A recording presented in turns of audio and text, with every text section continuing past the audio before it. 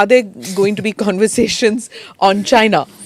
Because I mean that's the elephant in the room. Were there conversations? Were the conversations sharp regarding China at the Munich Security Conference, at Davos, and what do you expect at Raisina to happen? I think one of the tragedies of our time is that because of our over obsession with some of the conflicts that are currently underway, there is a creeping acquisition of world affairs by China.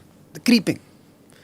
They are sitting it out, expanding their influence, rebuilding their economy. They are getting the room, the space that they needed post the pandemic to recover. At this time, if the world was not embroiled in so many conflicts, we could have actually put together a sensible framework to manage China for the future. We have given China a free pass in the last 2.5 years. We have normalized their behavior because we see more deviant actions. You're saying the world. The world. Not India. I think I'm talking about the world here. The world here. I think India is perhaps one of the lone voices that that is not stood up, normalizing especially with regard to our border issue. Yes. Yeah. So I don't think India sees China. See, for us, China is not based on a newspaper report. We have to handle 100,000 of them who want to have a cup of tea on our side of the border every once in a while. Yes. So for us, it is a reality that has to be responded with steel and political will.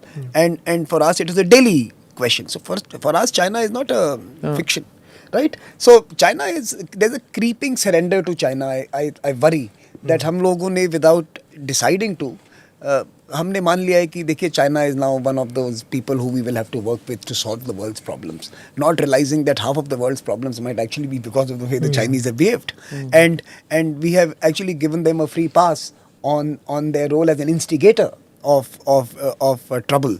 To now sit with them on a table and find solutions to the What same is problem. Stockholm syndrome? That you're falling in love with your own. So China के साथ kidnapper. I think we have been.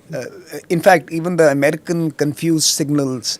It doesn't make sense. It doesn't make sense. And also the ruble yuan trade and all that. I mean, China is a huge partner of Russia's now, and they are settling all their sort of their receipts in their local currency. So the USD has been sort of sidelined over there. This is not brought out by the Western voices normally.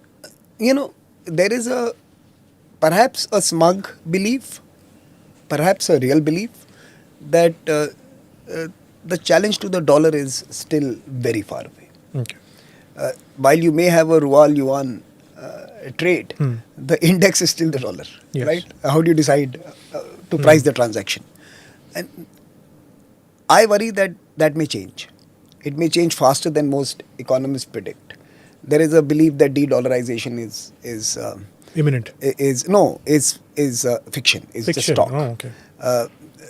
Of course, there is a equally loud group that talks about an imminent de-dollarization. I think the truth is somewhere in between. This decade could see significant changes. Before 2030, we could see a significant challenge too. Are ideas coming up on how to deal with this, where China wants to be the only voice? Forget about sharing space with another voice, that they want to be the solutions, or they want to be the guarantor of solutions to problems in Asia as well as to the world?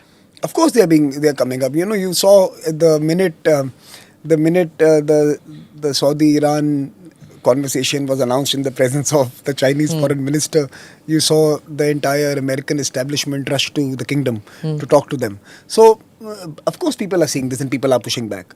But I just worry that it's sporadic and not systematic.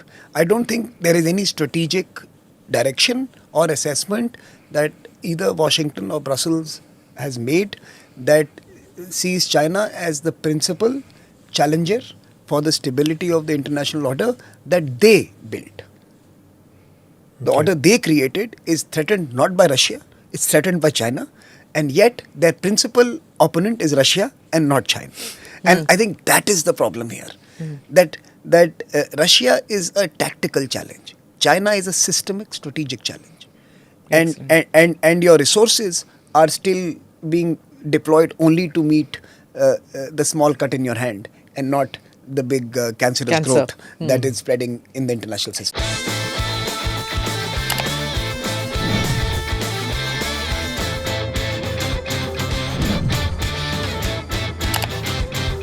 Bye.